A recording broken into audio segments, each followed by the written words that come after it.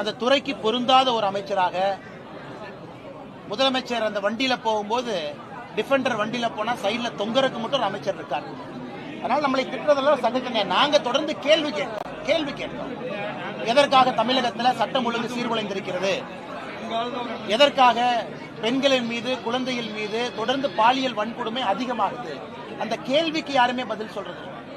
அதனால சேகர் பாபு அவர்கள் வேணா நானே டிக்கெட் போட்டு நான் எங்கெல்லாம் வேலை செஞ்சனோ காவல்துறை கண்காணிப்பாளராக அல்லது டிசிபியா அந்த இடத்துக்கு அனுப்புறேன், நானே ஃப்ரீ டிக்கெட் போட்டு ஒரு போய் சுத்தி பார்த்துட்டு வந்து நான் செய்த பணியை பற்றி அவர் குற்றம் சுமத்துறார். ஆனா இன்னைக்கு அமைச்சரா இருக்கிறாங்க, மக்கள் வழிப்பணத்துல வாழ்ந்து கொண்டிருக்கிறார்கள். எதுக்கியா வேலை செய்யலன்னா நம்மளை திட்டதான் காலையிலிருந்து இரவு வரை அவங்க வேலையா இருக்காங்க. கேளுங்க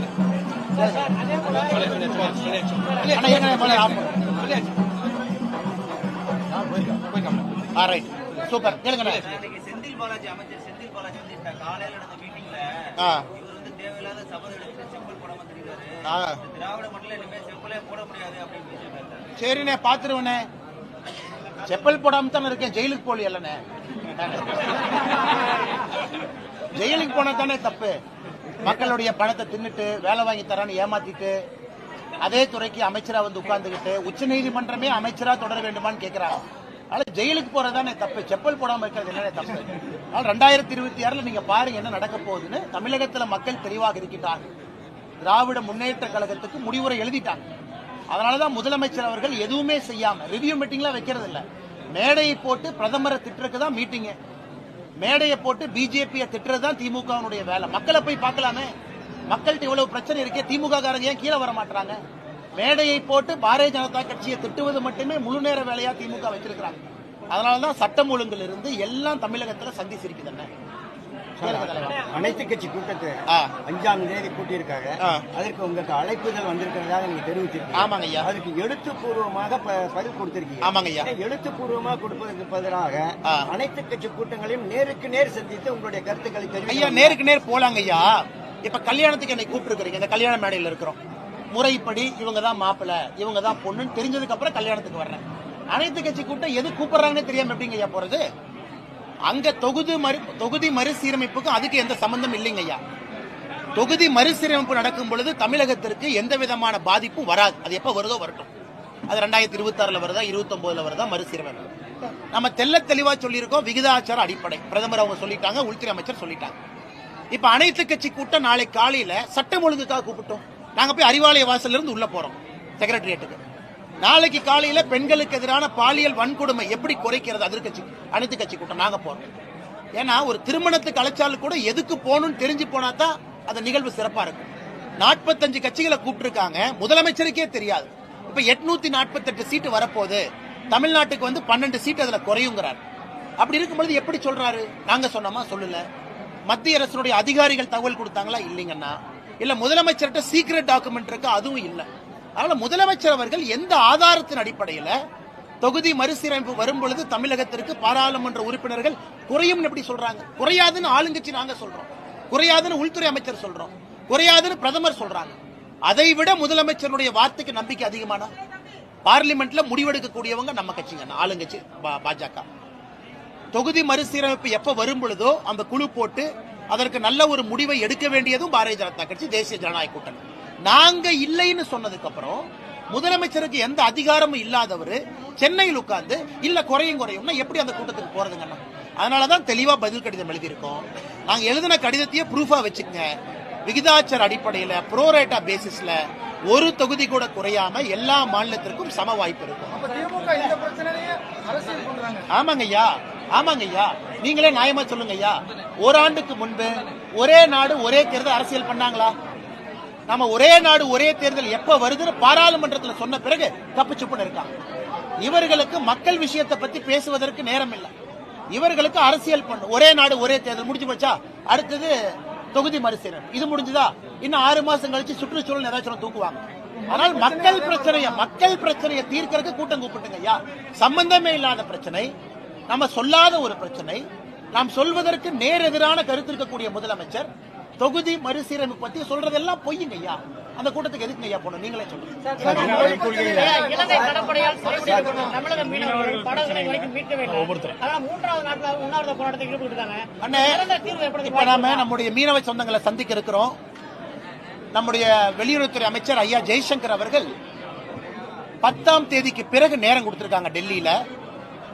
10ஆம் தேதியிலிருந்து 15ஆம் தேதிக்குள்ள அண்ணன் கருப்பு முருகானந்தம் அவர்கள் நாகை, ராமநாதபுரம், புதுச்சேரி, காரைக்கால் இந்த பகுதியினுடைய மீனவ தலைவர்களை கூட்டிட்டு போறோங்கண்ணா. இதுல நாம 2 விஷயத்தை தொடர்ந்து வைக்க போறோம். ஒன்று, இலங்கையினுடைய புது அதிபர் வந்த பிறகு கைதுகள் அதிகமாகிருக்கு. நீங்க மன்னார் பக்கம் போறீங்க, இந்த பக்கம் போனா பிடிக்கிறாங்க. கன்னியாகுமரி பக்கம் போறனாலும் இன்டர்நேஷனல் பார்டர் பக்கம் போனா பிடிக்கிறாங்க. அதுவும் கடுமையான அங்க பெயில் கண்டிஷனை கடுமை பண்ணிருக்காங்க. இதை ரொம்ப ஆக்ரோஷமாக பாரதிய ஜனதா கட்சி சார்பாக நான் ஒரு கடிதமே எழுதினேன். அதற்கு வெளியுறவுத்துறை அமைச்சர் அவர்கள் பதில் கடிதம் போட்டாங்க. இன்னைக்கு நான் முகநூல்ல அந்த கடிதத்தை பதிவு பண்ணிருக்காங்க, பாருங்க. அதுல என்ன சொல்லிருக்காங்க, இல்ல நாங்களும் கடுமையா பேசணும், பிரதமரும் கடுமையா பேசினாங்க. இந்த மாதிரி மீனவர்களுடைய பிரச்சனையை மனிதாபிமான பிரச்சனையா பாருங்க, சட்டம் ஒழுங்கா இன்டர்நேஷனல் பார்டரா பார்க்காதீங்க. அதனால கூடிய விரைவில் குறிப்பாக இந்த இலங்கை கைதுக்கு நாங்க ஒரு முடிவு எடுக்கிறோம். அதே நேரத்தில் 2வது கோரிக்கை என்னன்னு அப்படின்னாங்கன்னா, நம்முடைய மீனவ சொந்தங்களுக்கும் கூட நாம இன்னைக்கு மீனவர்கள் நல்லவங்க, அவங்க மேல தப்பு இல்லை, பாவம் நல்லபடியா போயிட்டு வர்றாங்க. சில சமூக விரோதிகள் மீனவர்கள் போர்வையில கடத்தல் பண்றாங்க, அதை கோஸ்ட் கார்டு பிடிக்கிறாங்க. அதையும் நாம இல்லைன்னு மறுக்க முடியாதுங்கண்ணே. மீனவ சொந்தங்கள் பாவம் 200 ஆண்டு காலமாக எப்படி மீன் பிடிச்சாங்களோ அதே மாதிரி பிடிக்கிறாங்க. இந்த பார்டர்ல எப்பனே வந்துச்சு, 1970 வந்துச்சு, அதை தீவை கொடுத்த பிறகு. ஆனா சில சமூக விரோதிகள் அதை பயன்படுத்தி தூண்டிய விடுறாங்க.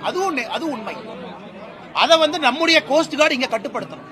அதனால கோஸ்ட் கார்டுக்கும் நாங்க வேண்டுகோள் விடுக்கிறோம். நம்ம சைடுல யாராவது அந்த மாதிரி பண்றாங்கன்னா இங்கேயே தடுத்து நிறுத்துங்க. எதுக்கு இலங்கைக்குள்ள போகணும்? மீனவர்கள் பிரச்சனை வேறு. ஆனா மீனவர்களுடைய போர்வையில யாராவது சமூக விரோதிகள் தப்பு பண்றாங்கன்னா அதையும் நாங்க இந்த நேரத்தில் கண்டிக்கிறோம்.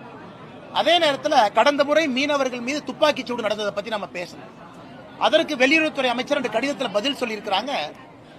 இலங்கையினுடைய வைஸ் அட்மிரல் அவங்க பதில் கொடுத்திருக்கிறாங்க. அது ஆக்சிடென்டல் டிஸ்சார்ஜ் ஆஃப் வெப்பன், அதாவது வேண்டுமென்றே நாங்க சுடல சார்.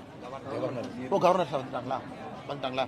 அண்ணே கவர்னர் சார் வந்துட்டாங்க, டக்குனு முடிச்சுக்கலாங்க. வேண்டுமென்றே நாங்க அவர் சுடல, துறை ரீதியான நடவடிக்கையை நாங்க எடுத்திருக்கோம். Accidental discharge of weapon.